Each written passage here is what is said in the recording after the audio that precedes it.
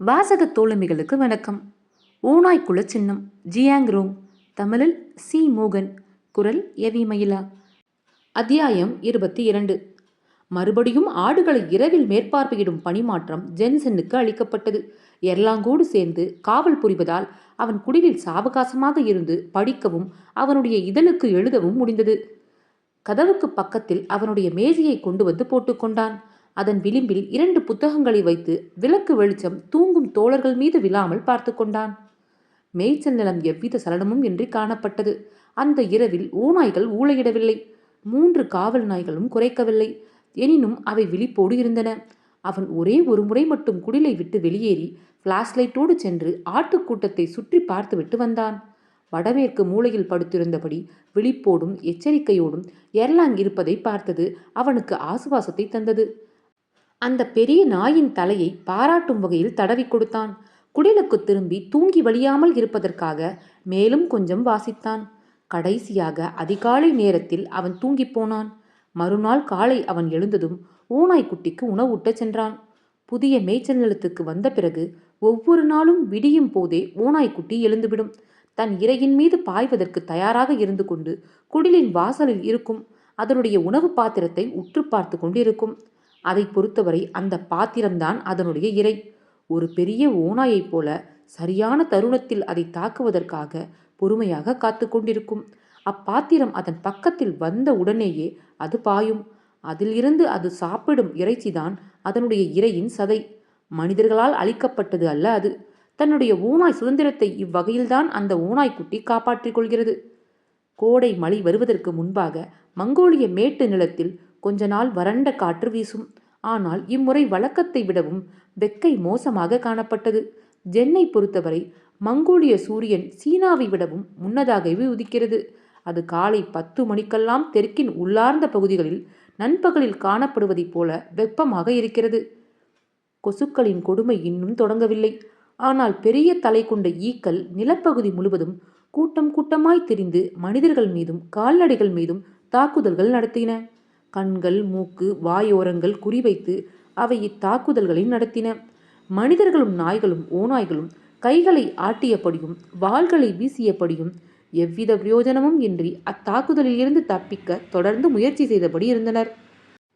ஈக்களை மின்னல் வேகத்தில் தன் வாயால் பிடிக்கும் ஆற்றல் எல்லோவிடம் காணப்பட்டது. அது மென்று துப்பும். அதை சுற்றியிருக்கும் இடம் எங்கிலும் ஈக்களின் உடல்கள் சிதறி கிடக்கும். வெப்பம் ஈவு இரக்கமின்றி கூடிக்கொண்டே போனது.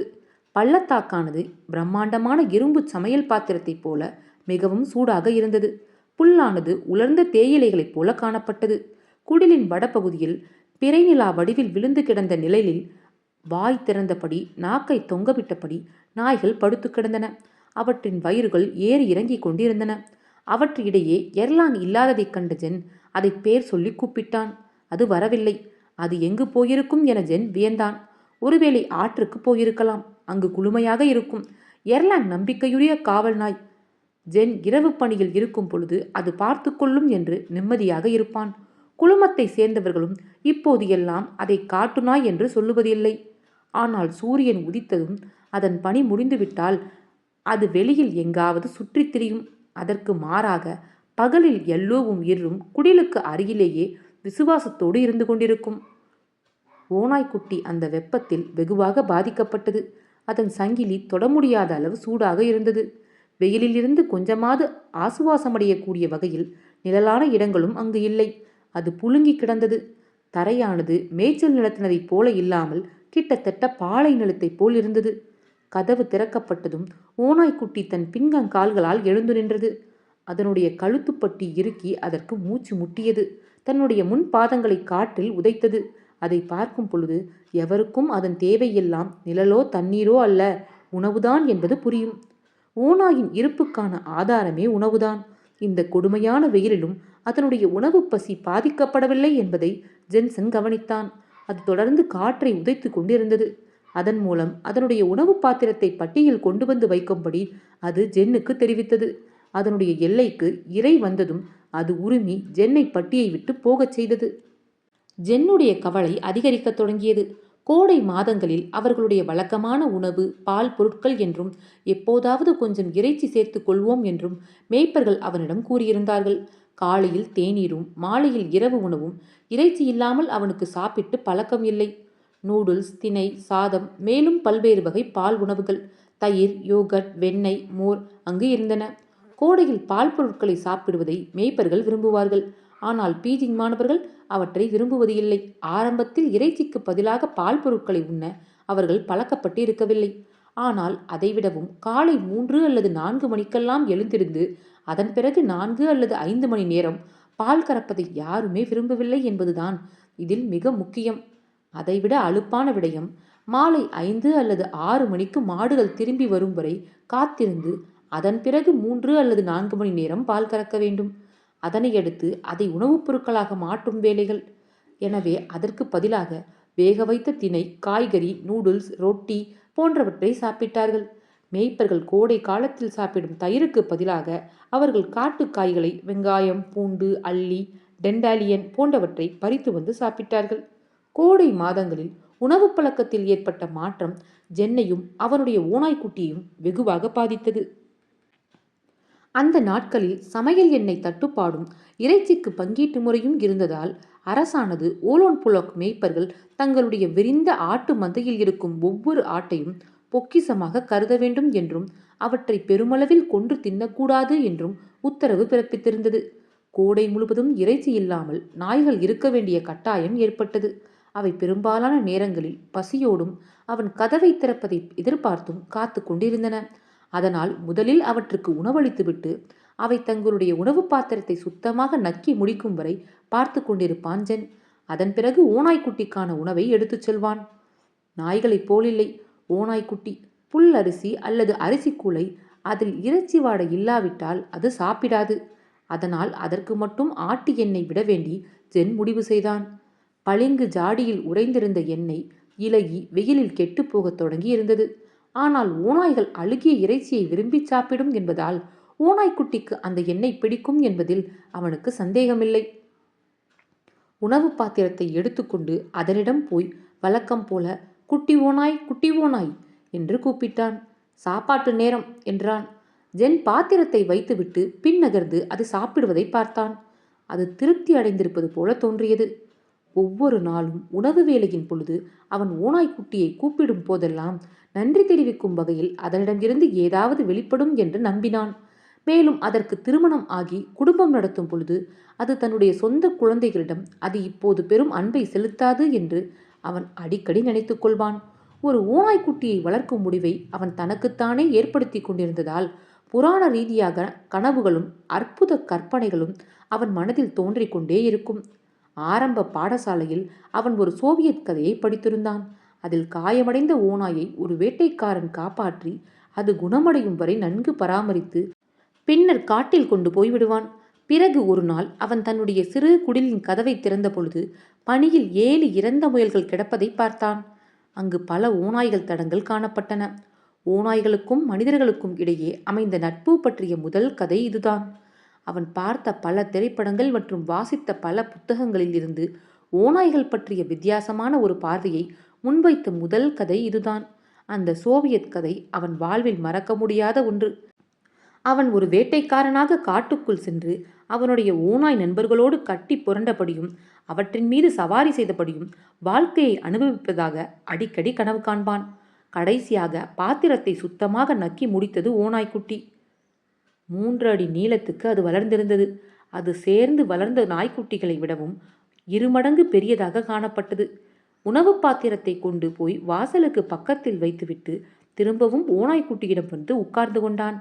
சிறிது நேரம் அதை கைகளில் வைத்து கொண்டிருந்து விட்டு அதை திருப்பி தன் தொடையின் மீது அதன் வயிற்றை தடவி கொடுக்கும் வகையில் போட்டுக்கொண்டான்.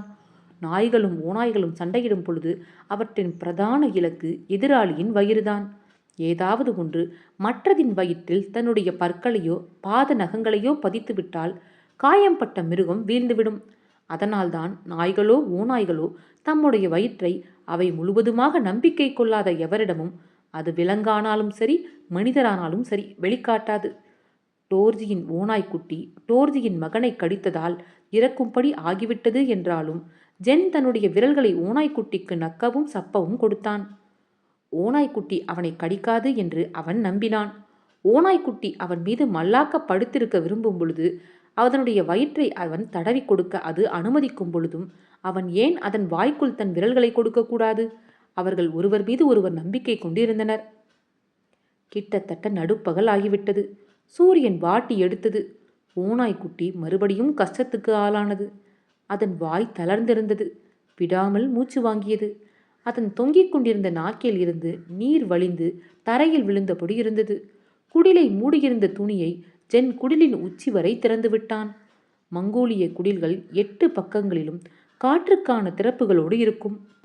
அதன் மூலம் அவன் குடிலுக்குள் இருந்து படித்து கொண்டிருக்கும் போது கூட ஓநாய்க்குட்டியின் மீது கண் வைத்திருக்க முடியும். ஓநாய்க்குட்டிக்கு கொஞ்சமாவது குளிர்ச்சியளிக்க எவ்வித வழியும் அறியாத நிலையில் ஜென் அது எந்த அளவுக்கு வெக்கையை தாங்கும் சக்தி கொண்டிருக்கிறது என்பதை அவதானிக்க முற்பட்டான். குடிலுக்குள் அனல் காற்று வீசியது. பள்ளத்தாக்குக்கு சென்றிருந்த மாடுகள் மேய்வதை நிறுத்திவிட்டு நதிக்கரையோர ஈர மண்ணில் படுத்து கிடந்தன. பெரும்பாலான ஆடுகள் ஓரளவு குளிர்காற்று வீசிய ஒரு மலைப்பாதையில் தூங்கின. ஈவு இரக்கமற்ற சூட்டில் வெந்து புழுங்கிய ஓநாய்க்குட்டி படுத்து கொண்டாலும் சரி, எழுந்து நின்றாலும் சரி, தாள முடியாத கஷ்டத்தில் உழன்றது. மணற்பாங்கான தரையில் இருந்து வெப்ப அலைகள் எழுந்து அதனுடைய பாதங்களை கொதிக்க வைத்தது. ஒரே சமயத்தில் அதனால் 4 பாதங்களையும் தரையில் வைத்து கொண்டிருக்க முடியவில்லை. அதன் விளையாட்டு தோழர்களான நாய்க்குட்டிகளை அது தொடர்ந்து தேடியபடியே இருந்தது. ஒரு பார வண்டியின் அடியில் இருந்த நிழலில் ஒரு நாய்க்குட்டி படுத்து கொண்டிருப்பதை பார்த்ததும் அது கோபத்தில் சங்கிலியில் இருந்து திமிரியது. உடனடியாக ஏதாவது செய்யாவிட்டால் ஓநாய்க்குட்டி வெயிலில் வறுக்கப்பட்டு விடும் என உணர்ந்த ஜென் குடிலில் இருந்து வெளியே ஓடி வந்தான். தண்ணீர் வண்டியில் இருந்து ஒரு பாத்திரம் நிறைய தண்ணீர் எடுத்து கொண்டு போய் ஓநாய்க்குட்டியின் முன் வைத்தான். அது தலையை உள்ளே விட்டு எல்லாம் தீரும் வரை தலையை வெளியே எடுக்காமல் குடித்து முடித்தது. பிறகு அது முன்னால் ஓடி வந்து ஜென்னுடைய நிழலில் மறைந்து கொண்டது. ஒரு அனாதை குழந்தையைப் போல அது அவனுடைய பாதங்களில் ஏறிக்கொண்டு அவனை போக விடாமல் தடுத்தது. அவனுடைய பின் கழுத்தில் அரிப்பு ஏற்படும் வரை அவன் அப்படியே நின்றிருந்தான். அதன் பிறகும் அவன் நகராவிட்டால் அவனுடைய தோளில் வெடிப்பு ஏற்படும் என்பதை அறிந்து பட்டியை விட்டு நகர்ந்தான். அரைவாளி தண்ணீர் எடுத்து வந்து மண் தரையில் ஊற்றினான். அந்த இடத்தில் தரையின் வெப்பம் குறைந்திருப்பதைக் கண்ட ஓநாய்க்குட்டி ஓடிச் சென்று படுத்துக்கொண்டு ஓய்வெடுத்தது. ஆனால் சீக்கிரமே தரை சூடேறியது. வேதனை திரும்பியது. ஜென்னுக்கு வேறு வழியேதும் தெரியவில்லை. அவனால் தொடர்ந்து தரைக்கு தண்ணீர் விட்டு கொண்டிருக்க முடியாது. அப்படி அவன் செய்தாலும் மந்தையை பார்த்து கொள்ள வேண்டிய நேரம் வரும்பொழுது என்ன நடக்கும்? குடிலுக்கு வந்த ஜென்னுக்கு படிக்க வேண்டும் என்ற எண்ணம் தோன்றவில்லை. ஓநாய்க்குட்டி நோய்வாய்ப்படும் அல்லது அதன் எடை கணிசமாக குறையும் அல்லது இந்த கொடூரமான கோடை வெப்பத்தில் அது இறந்து கூட போய்விடும் என்ற பயத்தை அவனால் உதர முடியவில்லை. அதை சங்கிலியில் கட்டி போட்டிருப்பதன் மூலம் மக்கள் மற்றும் கால்நடைகளின் பாதுகாப்புக்கு உத்தரவாதம் அளிக்கப்பட்டிருக்கிறதே தவிர ஓநாய்க்குட்டியின் உயிருக்கு அல்ல. ஓநாய்க்குட்டி சுதந்திரமாக ஓடித் திரும்பும் வகையில் ஒரு வேலி அடைப்பு இருந்தால் நன்றாக இருக்கும்.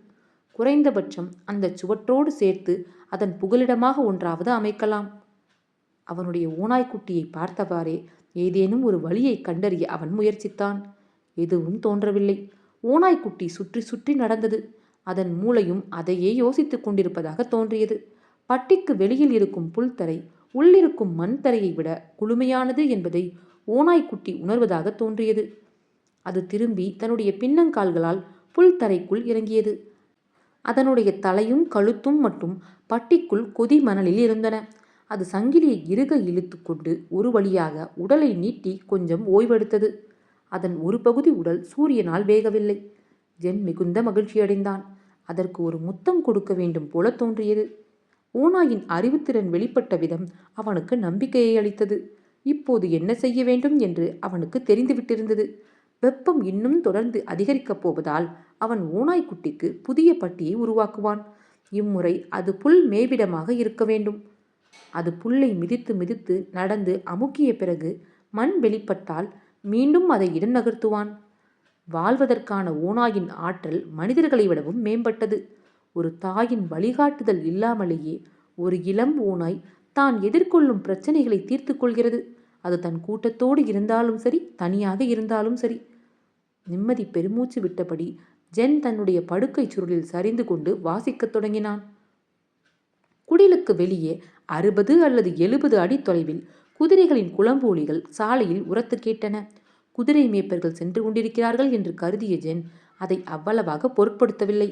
ஆனால் 2 குதிரைகள் சாலையில் இருந்து விலகி அவனுடைய குடிலை நோக்கி வந்தது அவனுக்கு ஆச்சரியத்தை அளித்தது. அவை சட்டென திசை மாறி ஓநாய்க்குட்டியின் பட்டியை நோக்கி சென்றன. அங்கு ஓநாய்க்குட்டி பயந்து போய் சங்கிலியை இழுத்து கொண்டு பின்னங்கால்களால் எழுந்து நின்றது. முன்னின்ற சவாரியாளர் தன்னுடைய சுருக்கு கயிற்று தடியின் கயிற்றை சுருக்கிவிட்டு ஓநாய்க்குட்டியின் கழுத்தின் மீது வீசி பின் சுண்டி இழுத்து அதை தரையில் இருந்து மேலே தூக்கினார். அந்த மனிதர் வெளிப்படுத்திய விசையை பார்க்கும் பொழுது, சங்கிலியால் இழுப்படும் பொழுது சங்கிலி கழுத்தை அறுத்து ஓநாய்க்குட்டி இறந்துவிடும் என எதிர்பார்த்து செயல்படுவது போல் இருந்தது. ஓநாய்க்குட்டி உடனடியாக திரும்பவும் தரையில் விழுந்தது. 2வது நபர் தன்னுடைய சுருக்கு கயிற்று தடியை சாட்டையைப் போல் பயன்படுத்தி அதன் மீது பலமாக அடித்தார். அந்த அடியில் அது சுருண்டது. இதற்கு இடையே 1வது நபர் குதிரையை நிறுத்தி அதில் இருந்து மேய்ச்சல் தடியை எடுத்துக்கொண்டு குதிரையில் இருந்து கீழே இறங்க தயாரானார். அப்போது ஜென் அலறியபடியே ஒரு பைத்தியக்காரனைப் போல ஓடி வந்தான். அவனை பார்த்ததும் தங்கள் குதிரைகளை சுற்றி திருப்பி புழுதி பறக்க அவர்கள் விரைந்தார்கள்.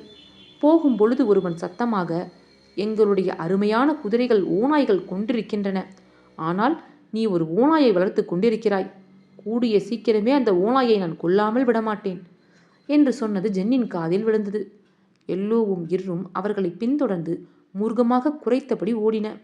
அவற்றை சுருக்கு கயிற்று தடிகளால் அடித்துவிட்டு தங்களுடைய குதிரை மந்தைகள் மேயும் இடத்துக்கு அவர்கள் பாய்ந்து சென்றனர்.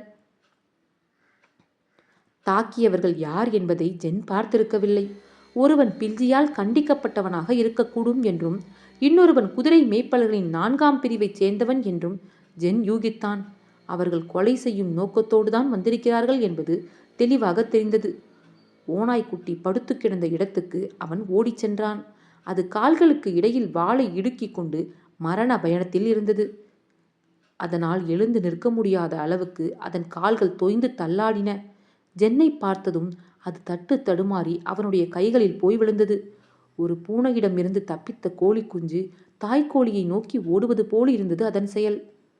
ஜென்னும் படபடப்பில் நடுக்கிக் கொண்டிருந்தான். அதை இறுக அணைத்து கொண்டான். ஓநாய்க்குட்டியின் கழுத்தை பதற்றத்துடன் தடவி பார்த்தான். அது நன்றாக இருப்பதை பார்த்ததும் நிம்மதியடைந்தான். ஓநாய்க்குட்டியின் இதயம் இன்னமும் படபடத்து கொண்டிருந்தது. இளம் ஓநாயை அவன் சாந்தப்படுத்தி கொண்டிருந்தான். கொஞ்ச நேரத்திற்கு பிறகு இருவருடைய நடுக்கமும் நின்றுவிட்டது. ஜென் குடிலுக்குள் திரும்பச் சென்று காய்ந்த ஆட்டிறைச்சியின் நீண்ட துண்டு ஒன்றை எடுத்து வந்து அதற்கு கொடுத்தான். ஓநாய்க்குட்டிக்கு அது மிகுந்த ஆறுதல் அளித்தது. மறுபடியும் ஓநாய்க்குட்டியை எடுத்து தன் தொடை மீது போட்டுக்கொண்டு அதன் முகத்தோடு தன் முகத்தை அழுத்தி வைத்து கொண்டான். அப்படியே அதன் மார்பை வருடி கொடுத்தான். இதயத் துடிப்பு கொஞ்சம் கொஞ்சமாக சீரானது. ஆனாலும் ஓநாய்க்குட்டியின் பயம் இன்னும் நீங்கவில்லை. அது ஜென்னை கண்ணெடுக்காமல் பார்த்து கொண்டிருந்தது. திடீரென அது ஜென்னின் கன்னத்தை நக்கியது. இப்படி ஓநாய்க்குட்டி செய்வது இது 2வது முறை. எனினும் நன்றி தெரிவிக்கும் வகையில் அந்த வெளிப்பாடு அமைந்தது இதுவே முதல் முறை. காப்பாற்றப்பட்ட ஓநாய் 7 முயல்களை பரிசளித்து தன் நன்றியை தெரிவித்த கதையானது ஏதோ ஒருவரின் கற்பனையில் முளைத்ததாக இருக்க வேண்டிய அவசியம் இல்லை என்று ஜென்னுக்கு தோன்றியது. ஜென் மிகவும் பயந்து கொண்டிருந்த விடயம் கடைசியில் நிகழ்ந்துவிட்டதானது அவனுடைய அக்கறையை மீண்டும் பரிசீலிக்க தூண்டியது. பெரும்பாலான மேய்ப்பர்களை அவன் ஓநாய்க்குட்டி வளர்ப்பது பாதித்திருக்கிறது. பில்ஜி கூட அங்கு வருவதை கிட்டத்தட்ட நிறுத்திவிட்டார். மேய்ப்பர்களின் பார்வையில் அவனுக்கும் பாவோ சுங்காய்க்கும் அவருடைய தொழிலாளர்களுக்கும் இடையில் எவ்வித வித்தியாசமும் இல்லை. எல்லா வெளியாட்களுமே மேய்ச்சல் நிலத்தின் பாரம்பரிய பழக்க வழக்கங்களின் மீது எவ்வித மரியாதையும் இல்லை. ஓநாயானது அவர்களுடைய ஆன்மாவின் குலச்சின்னம், ஆனால் உடல் ரீதியான எதிரி. அதில் ஒன்றை செல்ல பிராணியாக வளர்ப்பது என்பது மேய்ப்பர்களால் மன்னிக்க முடியாத செயல். ஆன்மீக ரீதியாக அது ஒரு தெய்வ நிந்தனை. உடல் ரீதியாக அது எதிராளியுடன் கூட்டு சேர்வது. மேய்ச்சல் நிலத்தில் தடை செய்யப்பட்டவற்றில் ஒன்றை அவன் தகர்த்திருந்தான். ஒரு கலாச்சார புனிதத்தை மீறியிருக்கிறான். அதில் சந்தேகம் ஏதும் இல்லை. அவனால் ஓநாய்க்குட்டியை தொடர்ந்து காப்பாற்ற முடியுமா என்பது அவனுக்கு இப்போது நிச்சயமில்லாமல் போயிற்று. அவனால் தொடர்ந்து வளர்க்க முடியுமா என்பது தெரியவில்லை. ஓநாய்க்குல சின்னம் என்பது மேய்ச்சல் நிலத்தின் ஆன்மா என்பதின் இரகசியங்களையும் பெருமதியையும் பரீட்சித்து பார்த்து பதிவு செய்ய அவன் மனப்பூர்வமாக ஆசைப்பட்டான். வாழ்வில் ஒரு முறை மட்டுமே கிடைக்கக்கூடிய அரிய வாய்ப்பாக இதை கருதினான். அவன் எதற்கும் பணிந்துவிடாமல் இருப்பது அவசியம். பல்லை கடித்து ஆக வேண்டியதை பார்க்க வேண்டியதுதான் என முடிவெடுத்தான். ஆக அவன் எர்லாங்கை தேடிச் சென்றான். அதன் மேற்பார்வையில் விடயங்கள் இருக்கும் பொழுது ஜென்னுடைய குழுவில் உள்ள மேய்ப்பர்கள் தவிர வேறு எவருக்கும் அழைப்பு இல்லாமல் அங்கு வர துணிவு இருக்காது. எர்லாங் அப்போது அங்கிருந்திருந்தால் அது நடந்திருக்கவே முடியாது. அவர்களை துரத்தி அடித்திருக்கும். எர்லாங் அங்கு இல்லாததை பார்த்த பிறகே தாக்குதல் நடத்திய இருவரும் அந்த நடவடிக்கையை மேற்கொண்டிருக்க வேண்டும். சூரியன் அதன் கடுமையான தினசரி தாக்குதலின் உச்சத்தை இன்னும் எட்டியிருக்கவில்லை. ஆனால் அதற்கு உள்ளாகவே பள்ளத்தாக்கின் சூடு முழுவதும் ஓநாய்ப்பட்டியில் ஒன்று சேர்ந்து விட்டிருப்பதாக தோன்றியது. ஓநாய்க்குட்டியின் தலை தவிர்த்த உடல் பகுதி இப்போது எல்லாம் தாங்க முடியாத அளவு வெந்து புழுங்குவதில்லை. ஆனால் அதன் தலையும் கழுத்தும் மணல் மீதே இருந்தன. தாக்குதலின் போது ஏற்பட்டு விட்டிருந்த காயங்களால் நீண்ட நேரம் அதனால் படுத்திருக்கவும் முடியவில்லை. அதனால் வேறு வழியின்றி பட்டியை சுற்றி நடந்தது. வாசிக்க மனமில்லாது இருந்த ஜென் வீட்டு வேலைகளில் தன்னை ஈடுபடுத்தி கொண்டான். பல வாத்து முட்டைகளை உடைத்து அவற்றோடு சேர்க்க வேண்டியவற்றை சேர்த்து முட்டை பொரியல் செய்தான். பிறகு ரெட்டி துண்டுகளை வறுத்தெடுத்தான். எல்லாமாக அரை மணி நேரம் ஆகியது. பின் அவன் பட்டியை பார்த்தபோது ஓநாய்க்குட்டி மணலில் ஒரு குழி தோண்டி கொண்டிருப்பதை பார்த்து அதிர்ச்சியடைந்தான். தரையில் இருந்து புழுதி பறந்து கொண்டிருந்தது. ஜென் தன் கைகளை துடைத்து கொண்டு வெளியே ஓடினான். ஓநாய்க்குட்டி என்ன செய்து கொண்டிருக்கிறது என்று குனிந்து பார்த்தான். பட்டியின் தென் மூலையில் ஓநாய்க்குட்டி வெறியோடு தோண்டி கொண்டிருந்தது. ஜென் அங்கு போய் சேர்வதற்குள் அதன் பாதி உடல் தரைக்குள் இருந்தது. அதன் கால்கள் மூலமாக வெளியேறி கொண்டிருந்த மண்ணை அதன் வாளால் விசிறி அடித்து அகற்றி கொண்டிருந்தது. அது குழியை விட்டு வெளியே வந்த பொழுது அதன் உடல் முழுவதும் புழுதி படிந்திருந்தது. ஜென்னை பார்த்ததும் அதன் கண்களின் பார்வையில் தீவிரம் வெளிப்பட்டது. அது ஏதோ புதையலை எடுப்பதற்காக தோண்டியது போல காணப்பட்டது. அது எதற்காக இதை செய்கிறது? கம்பத்தை பெயர்த்தெடுப்பதற்காகவா? இல்லை, அப்படி இருக்க முடியாது. அந்த குழி கம்பத்தோடு சம்பந்தப்பட்டிருக்கவில்லை. அதன் பின்பக்கமாக கம்பம் இருந்தது. சூரியன் நகரும் திசை நோக்கி அக்குழி இருந்தது. ஓநாய்க்குட்டி என்ன செய்கிறது என்பது ஜென்னுக்கு தெளிவாக புரிந்தது. ஓநாய்க்குட்டி மறுபடியும் சென்று தன் வேலையை தொடங்கியது. அது மண்ணை தோண்டும் பொழுது அதன் வாய் திறந்தபடி இருந்தது. கொஞ்ச நேரம் தோண்டிய பிறகு புழுதியில் இருந்து வெளியில் வந்தது அது. அதன் கண்கள் சூரிய ஒளியைப் போல பிரகாசித்தன. அதையே பார்த்து கொண்டிருந்த ஜென், கொஞ்சம் நிதானமாக செய்யலாம் ஓநாய்க்குட்டி, கால் நகங்கள் உடைந்துவிடப் போகிறது என்றான் ஓநாயை பார்த்து. ஓநாய்க்குட்டி ஜென்னை நோக்கியது. அதனுடைய கண்களை சுருக்கி புன்னகை வடிவம் கொடுத்தது. அதன் மீதும் அது மேற்கொண்டிருக்கும் செயல் மீதும் அது மகிழ்ச்சி கொண்டிருப்பதாக தோன்றியது. குழியில் இருந்து வெளியில் எடுக்கப்பட்ட மண் ஈரப்பதத்தோடு இருந்தது. மேல்தள மண்ணை விட மிகவும் குளுமையாக இருந்தது. தன்னுடைய இடர்களுக்கு எல்லாம் வழி காண்கிற ஓநாயாக அதன் செயல்பாடு அமைந்து கொண்டிருந்தது. சூரியனிடமிருந்தும் வெப்பத்திடம் இருந்தும் மனிதர்களிடம் இருந்தும் இன்னும் பலவிதமான அபாயங்களிடம் இருந்தும் தற்காத்து கொள்வதற்கான வழியை அது தோண்டிக் கொண்டிருப்பதாக ஜென் நினைத்தான். ஓநாய்க்குட்டியின் சிந்தனை இவ்விதமாக அமைந்திருக்கும். குளிர்ச்சியும் இருளும் கூடிய ஒரு துணை. அதன் திசையை பொறுத்தவரை நுழைவு மேற்கு பார்த்ததாகவும் குகைப்பாதை தெற்கு பார்த்ததாகவும் இருந்தால் சூரிய ஒளி வலைக்குள் புக முடியாது. ஓநாய்க்குட்டி மேலும் ஆழமாக தோண்டிய பொழுது அதன் உடலில் பெரும் பகுதி சூரிய கதிர்களில் இருந்து தப்பித்திருப்பதை கவனித்தான். அது ஆழமாக தோண்ட தோண்ட வெளிச்சம் குறைந்து கொண்டே போனது. இருட்டின் ஆனந்தத்தை அது ருசிக்கத் தொடங்கியது. அது அடைய நினைத்த ஆழத்தை அது எட்டி கொண்டிருந்தது. ஓநாய்கள் இருட்டை நேசிப்பவை. குளுமை, பாதுகாப்பு, மனநிறைவு ஆகியவை அதில் அடங்கியிருக்கின்றன. இனிமேல் அதைவிட பெரியவையான மாடுகள், குதிரைகள் மற்றும் மனிதர்களின் அச்சுறுத்தல்கள் பற்றியோ தாக்குதல்கள் பற்றியோ அது கவலைப்பட தேவையில்லை. அது இன்னும் வெறியோடு தோண்டியது. அப்படி தோண்டுவதில் அது மகிழ்ச்சி அடைவதாக நினைத்தான் ஜென். வாய் மூடாமல் தோண்டிக்கொண்டே இருந்தது. அடுத்த 20 நிமிடம் கழிந்தது. மயிர் அடர்ந்த அதன் வால் நுனியை தவிர வேறு எதுவும் இப்போது வெளியே தெரியவில்லை. குளிர்ந்த பூமிக்குள் அதை தன்னை புதைத்து கொண்டது. வாழ்வதற்கான ஓநாய்க்குட்டியின் அசாதாரணமான திறமையும் அதன் இயல்பான புத்திசாலித்தனத்தையும் கண்டு ஜென் மறுபடியும் வியந்தான். ஜென்னுக்கு ஒரு குட்டி பாட்டு நினைவுக்கு வந்தது. ஒரு டிராகன் ஒரு டிராகனையே பெறுகிறது, ஒரு ஃபீனிக்ஸ் ஒரு ஃபீனிக்ஸையே பெற்றெடுக்கிறது. ஆனால் ஒரு எலியின் குழந்தைக்கு தெரியும், ஒரு துளையை எப்படி தோண்டுவது என்று. பெரிய எலிகள் பொந்துகள் தோண்டுவதை பார்ப்பதன் மூலம் எலி குஞ்சுக்கு ஒரு பொந்தை தோண்டுவது எப்படி என்று தெரியும். ஆனால் இந்த ஓநாய்க்குட்டி அதன் கண்கள் முழுவதுமாக திறப்பதற்கு முன்பே அதன் உடைய அம்மாவிடம் இருந்து எடுக்கப்பட்டு விட்டது. ஒரு பெரிய ஓநாய்க்குழி தோண்டுவது ஒருபோதும் இது பார்த்தது இல்லை. இந்த திறனை எந்த ஒரு நாயும் அதற்கு சொல்லிக் கொடுத்திருக்கவும் முடியாது. ஏன் என்றால் அவை இயல்பிலேயே குழி தோண்டுபவை அல்ல. பின் யார் சொல்லிக் கொடுத்திருப்பார்கள்? குறிப்பாக இடத்தையும் திசையையும் அது எப்படி துல்லியமாக கணித்தது? கம்பத்தில் இருந்து இன்னும் கொஞ்சம் தள்ளி அது தோண்டியிருந்தால் அதற்கு தேவையான அளவு ஆழத்துக்கு தோண்ட முடியாதபடி சங்கிலி தடுத்திருக்கும். இப்போது அந்த குழி பட்டியின் முனைக்கும் கம்பத்துக்கும் நடுவில் இருக்கிறது. அதன் மூலம் பாதி சங்கிலியை எடுத்துக்கொண்டு அது குழிக்குள் போய் இருந்து கொள்ள முடிகிறது. இதை எங்கு கற்றுக்கொண்டது? ஜென்னுக்கு மெய் சிலிர்த்தது. 3 மாத ஓநாய்க்குட்டி அதன் இருப்புக்கு அச்சுறுத்தலாக இருந்த ஒரு பிரச்சனையை எப்படி தீர்ப்பது என்று எவரும் கற்றுக் கொடுக்காமல் தானாகவே தீர்த்து கொண்டிருக்கிறது. வரப்போகும் நாட்களில் ஓநாயிடம் இருந்து நிறைய பாடங்களை அறிய நேரும் என்று ஜென்னுக்கு உறுதியாக தோன்றியது. ஓநாய்க்குட்டியின் வால் உற்சாகமாக ஆடிக்கொண்டிருந்தது. குளுமைக்காகவும் பாதுகாப்புக்காகவும் மட்டுமே ஓநாய்க்குட்டி குழியை தோண்டியதாக ஜென் நினைக்கவில்லை. தன்னுடைய ஆரம்ப கால நாட்களின் நினைவுகளை தோண்டி எடுக்கும் முயற்சியாகவும் அது அவனுக்கு பட்டது. தோண்டும் போது வெளிப்பட்ட அதன் வெளிப்பாடுகளை ஜென் கற்பனை செய்ய முயற்சித்தான். பரவசம், நம்பிக்கை, அதிர்ஷ்டம், கொஞ்சம் வருத்தம் என்ற உணர்வுகளின் கலவையாக அது இருக்கக்கூடும். ஜென்னுடைய கண்கள் கலங்கின. ஓநாய்க்குட்டியின் மீதான அவனுடைய பாசம் மிகவும் வலுப்பெற்றது. அதே சமயம் ஓநாய்க்குட்டியின் சுதந்திரமான மற்றும் சந்தோஷமான குடும்ப வாழ்க்கையை சிதைத்தது அவன்தான் என்பதையும் உணர்ந்தான். அவன் மட்டும் இல்லாவிட்டால் அந்த எல்லா குட்டிகளும் தங்களுடைய அப்பாவோடும் அம்மாவோடும் இப்போது குதூகலமாக இருந்து கொண்டிருக்கும். தற்சமயம் ஓநாய்களின் அரசனாக இருக்கும் ஓநாய்தான் இந்த அற்புதமான குட்டியின் அப்பாவாக இருக்கும் என்ற எண்ணம் ஜென்னுக்கு இருந்தது. ஓநாய் கூட்டத்தின் பாதுகாப்பில் இருந்து கொண்டு பரந்த யுத்த அனுபவங்களோடு அந்த கூட்டத்தின் தலைவனாக இந்த ஓநாய்க்குட்டி ஒரு நாள் ஆகியிருந்திருக்க கூடும். ஆனால் தொலைதூரத்தில் இருந்து வந்த ஹான்சீனன் ஒருவனால் அதனுடைய பிரம்மாதமான எதிர்காலம் பறிக்கப்பட்டு விட்டது.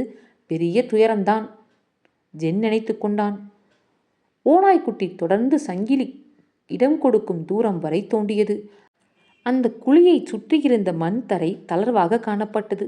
ஒரு குதிரையோ மாடோ தற்செயலாக அந்த குழிக்கு நெருக்கமாக மிதித்துவிட்டால் ஓநாய்க்குட்டி உயிரோடு புதையுண்டு விடும்.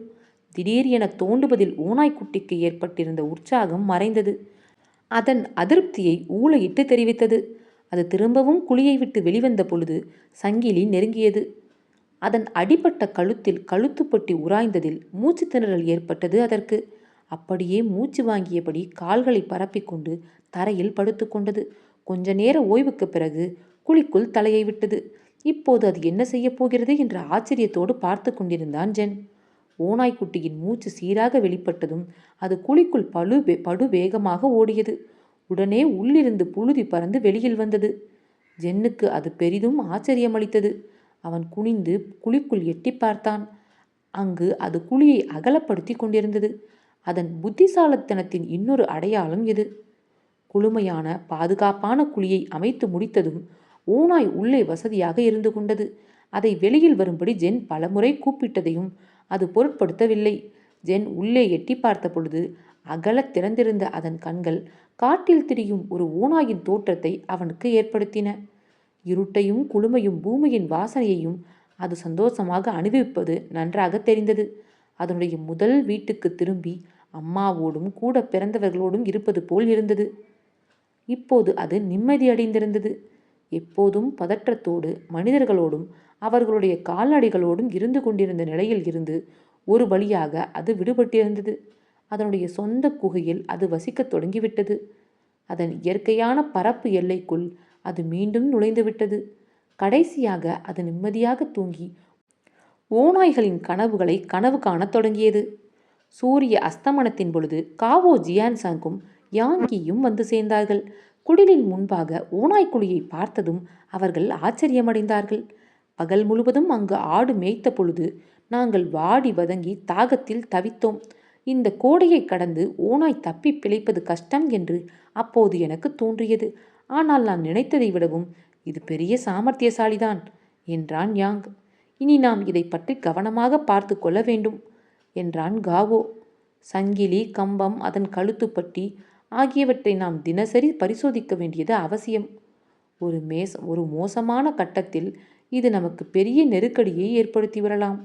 மேய்ப்பர்களும் மற்ற மாணவர்களும் நம்மை பார்த்து பரிகசிப்பதற்காக காத்து கொண்டிருக்கிறார்கள். வாத்து முட்டை பொரியல் அடங்கிய வறுத்த ரொட்டியில் 3 பேருமே ஓநாய்க்குட்டிக்கு என்று ஒரு பகுதியை ஒதுக்கினர். உணவு நேரம் என யாங் அறிவித்ததும் ஓநாய்க்குட்டி மேல்தளத்துக்கு படுவேரமாக ஓடி வந்தது. உணவை தன்னோடு எடுத்துக்கொண்டு மீண்டும் உள்ளே சென்று விட்டது. அந்த இடம் அதன் பிரத்யேக இடம், மற்ற எவருக்கும் அனுமதியில்லாதது. நாள் முழுவதும் தன் போக்கில் வெளியில் திரிந்த எர்லாங் வீடு திரும்பியது. அதன் வயிறு உப்பியிருந்தது. அதன் வாய் எண்ணெய் கொழுப்பின் பிசுபிசுப்போடு காணப்பட்டது. அது எங்கோ எதையோ வேட்டையாடியிருக்கிறது என்பது நிச்சயம். எல்லோவும் இர்ரும் நாய்க்குட்டிகளும் நீண்ட நாட்களாக இறைச்சியை ருசித்திருக்கவில்லை என்பதால் எர்லாங்கை நோக்கி ஓடி அதன் நீண்ட மூக்கில் ஒட்டியிருந்த எண்ணெய் கொழுப்பை நக்கின. எர்லாங் வந்துவிட்ட சத்தத்தை கேட்டு ஓநாய்க்குட்டியும் தன் குகையை விட்டு வெளியில் வந்தது. அதை நோக்கி எர்லாங் சென்றதும் ஓநாய்க்குட்டியும் அதன் எண்ணெய் பிசுக்கான மூக்கை நக்கியது. தரையில் இருந்த குழியை பார்த்த எர்லாங் ஆச்சரியமும் சந்தோஷமும் அடைந்து அதை பலமுறை சுற்றி சுற்றி வந்தது. குழியின் முன்பாக உட்கார்ந்து கொண்டு உள்ளே மூக்கை நுழைத்து முகர்ந்து பார்த்தது. ஓநாய்க்குட்டி அதனுடைய மாற்று தந்தையின் முதுகில் தாவியது. அதன் மீது உருண்டும் குதித்தும் குட்டிக்கரணம் அடித்தும் சந்தோஷமாக விளையாடியது.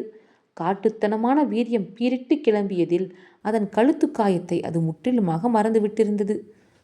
சூரிய அஸ்தமனத்தை அடுத்து வெப்பக்காற்று குளிர்ந்து தணிந்து வீசத் தொடங்கியது. யாங்கி தன் மேல் அங்கியை அணிந்து கொண்டு தன்னுடைய மந்தையை பார்த்து வரப்போனான். ஜென்னும் துணைக்கு சென்றான். கோடை காலத்தில் ஆடுகள் இரவுகளை பட்டிகளில் கழிப்பது இல்லை. மாறாக குடில்களுக்கு பக்கத்திலேயே இருந்து கொள்ளும். அதனால் கோடைக்கால இரவு நேர கண்காணிப்பானது சிரமமானதாகவும் அபாயகரமானதாகவும் இருக்கும். தீவிர கண்காணிப்பு அத்தியாவசியம். முகாமில் ஒரு நாய்க்குட்டி இருப்பதை ஏதேனும் ஒரு ஓநாய் கூட்டம் கண்டுபிடித்து விடும் அபாயம் வேறு இப்போது சேர்ந்து கொண்டிருக்கிறது. அப்படி அவை கண்டறிந்து விட்டால் நிச்சயம் பழிவாங்காமல் விடாது. பின்னிரவில்தான் ஓநாய்க்குட்டியின் நாள் ஆரம்பமாகும்.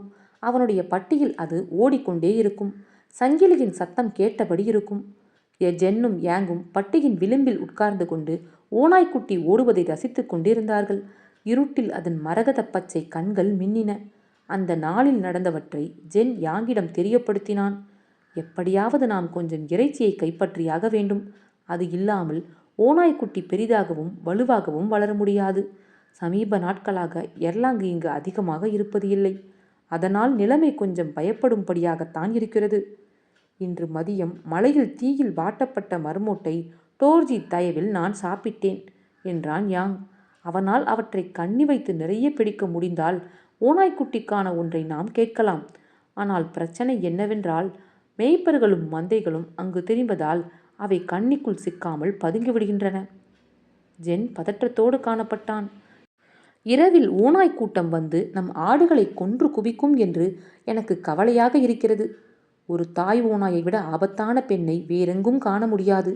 பிறந்த குட்டிகளை பறிகொடுத்த அந்த ஓநாய் வஞ்சம் தீர்க்கும் வெறியோடு அலைந்து கொண்டிருக்கும் என்பதில் சந்தேகமில்லை. அது கூட்டத்தோடு வந்து நம் மந்தைகளின் மீது கொலைவெறி தாக்குதல் நடத்தி சிலவற்றை கொன்றுவிட்டால் நம்மை துளைத்தெடுத்து விடுவார்கள். யாங்கி பெருமூச்சு விட்டான். பெண் ஓநாய்கள் நிச்சயம் வரும் என்று மேய்ப்பர்கள் எல்லோருமே சொல்கிறார்கள். ஊலான்புலாக்கில் இந்த வருடம் டஜன் கணக்கில் குகைகளை சூறையாடி இருக்கிறோம். குட்டிகளை இழந்த தாய்கள் பழிவாங்கும் சந்தர்ப்பத்துக்காக காத்து கொண்டிருக்கும். இந்த ஓநாய்க்குட்டியை கொன்றுவிட வேண்டும் என்பதில் எல்லா மேய்ப்பர்களுமே ஒன்றுபட்டு இருக்கிறார்கள். பிறகு குழுக்களில் உள்ள எல்லா மாணவர்களும் இதை வைத்து கொண்டிருப்பதை எதிர்க்கிறார்கள். அவர்களின் இருவனோடு இன்று நான் சண்டைக்கு போகும் அளவு மாறிவிட்டது. ஏதாவது விபரீதமாக நடந்தால் எல்லா மாணவர்களுக்குமே பிரச்சனைதான் என்று அவர்கள் சொல்லுகிறார்கள். எல்லா பக்கங்களில் இருந்தும் நமக்கு அடிவிழுந்து கொண்டிருக்கிறது. நாம் பேசாமல் அதை போக விட்டு விடலாம். அது சங்கிலியை அறுத்துவிட்டு ஓடிப்போய்விட்டதாக சொல்லிவிடலாம். நீ என்ன நினைக்கிறாய்? நம்முடைய பிரச்சனை அதோடு தீர்ந்துவிடும். யாங் ஓநாய்க்குட்டியை எடுத்து வைத்து கொண்டு அதன் தலையை தடவி கொடுத்தான். ஆனால் இதை விட்டுவிடுவதை நான் வெறுக்கிறேன். நான் என்னுடைய குட்டி தம்பியிடம் கூட இவ்வளவு நெருக்கமாக இருந்ததில்லை. ஜென் பல்லை கடித்து கொண்டு சொன்னான். சீனர்களாகிய நாம் ஓநாய்க்கு முன்னாலும் புலிக்கு முன்னாலும் பயப்படுபவர்கள். நாம் ஓநாய் குகைக்குள் சென்று இந்த குட்டியை எடுத்து வந்திருப்பதால் நாம் இதை பாதியில் கைவிட முடியாது. நாம் இதை நல்லபடியாக வளர்க்க வேண்டும் என்பதுதான் இப்போது முக்கியம். யாங் உடனடியாக பதிலளித்தான். பொறுப்பு பற்றியதல்ல என்னுடைய கவலை.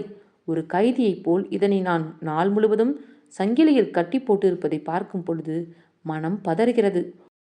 ஓநாய்கள் சுதந்திரம் வேண்டுபவை. ஆனால் முழு நேரமும் நாம் இதை இரும்புச் சங்கிலியால் பிணைத்து வைத்திருக்கிறோம். அது உனக்கு கவலை அளிக்கவில்லையா? நான் ஓநாய்க்குல சின்ன முகாமில் என்னை முழுமையாக ஒப்படைத்திருக்கிறேன். நீ இந்த ஓநாய்க்குட்டியை வளர்ப்பதை அப்பா ஏன் விரும்பவில்லை என்பதை என்னால் புரிந்து கொள்ள முடிகிறது. அவர் இச்செயலை தெய்வ நிந்தனையாக கருதுகிறார். ஜென்னுடைய மனதில் மோதல் நிகழ்ந்த போதிலும் அதை வெளிக்காட்டு கொள்ளாமல் அவன் பேசினான். அதை சுதந்திரமாக விட்டுவிட வேண்டும் என நான் நினைத்திருக்க மாட்டேன் என்றா நீ நினைக்கிறாய்? ஆனால் இப்போதைக்கு இல்லை. நான் இன்னும் பல விடயங்களை தெரிந்து கொள்ள வேண்டியது அவசியம். இந்த ஓநாய்க்குட்டியை விடுவித்து விட்டால் ஒரு சுதந்திர ஓநாயாக உருவாகும். ஆனால் ஒரு மேய்ச்சல் நிலத்தில் ஓநாய்கள் இல்லாமல் போய்விட்டால் அது என்ன விதமான ஒரு சுதந்திரம்? எவரையும் விட நீதான் தவறு செய்துவிட்டதாக வருந்துவாய். யாங் ஒரு கணம் அது பற்றி யோசித்தான். சிறிய தயக்கத்தோடு சமரசம் செய்து கொள்ள முடிவெடுத்தான். சரி, நாம் இதை வளர்க்கலாம் என்றான் யாங். ஜென் குரலை தணித்து, என்னை விடவும் உன்னிடம்தான் ஓநாய்த்தன்மை அதிகம் உள்ளது. நீ ஒரு இக்கட்டை எதிர்கொள்ள பயப்படுவதே இல்லை. நீ உண்மையிலேயே ஒரு மங்கோலிய பெண்ணை மணந்து கொள்ளும் திட்டத்தோடு தான் இருக்கிறாயா? அவர்களை சமாளிப்பது ஓநாய்களை விடவும் கடினமானது என்று கேள்விப்பட்டிருக்கிறேன். அவனை சும்மா இருக்கும்படி கையசைத்தான் யாங். யாரிடமும் சொல்லிவிடாதே என்று கெஞ்சினான். நீ அப்படி செய்தால் ஏதாவது ஒரு மங்கோலிய பெண் ஓநாயைப் போல என் பின்னால் வர ஆரம்பித்து விடுவாள். சண்டையிட்டு அவளை துரத்த என்னால் முடியாது. முதலில் எனக்கென ஒரு குடிலை நான் அடைய வேண்டும். ஓநாய் குலச்சின்னம். Jiang Rong. தமிழில் சி. மோகன்.